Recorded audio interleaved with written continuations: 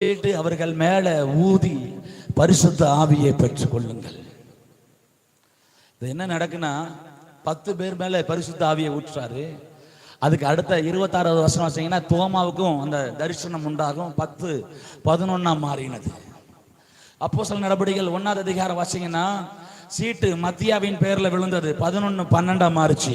அப்போஸ்தலர் 2வது அதிகாரம் வாசிங்கன்னா 12:120 மாறினது. அந்த 120 மேல ஊற்றப்பட்ட பரிசுத்த ஆவி ஓ ஷபாபாபா உலகம் முழுவதும் தேவனை அறிகிற அறிவினால் நிரப்பப்பட்டது. எழுப்புதல் கொஞ்சம் கொஞ்சமா பற்றி பிடிக்குது. புரியுதா?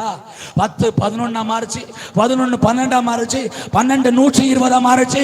120 உலகம் முழுவதும் இயேசுவை அறிகிற அறிவினால் நிரப்பப்பட்டது போல இங்கு ஊற்றப்படுகிற பரிசுத்த ஆவியானவர் சுற்றி இருக்கிற கிராமம் பட்டணங்கள் எல்லா இடத்திலும் ஒரு கொழுந்து விட்டு எரிகிற அக்கினியை லபாபாபா சபா ஒரு அபிஷேகத்தை போட போகிறார். ஷபா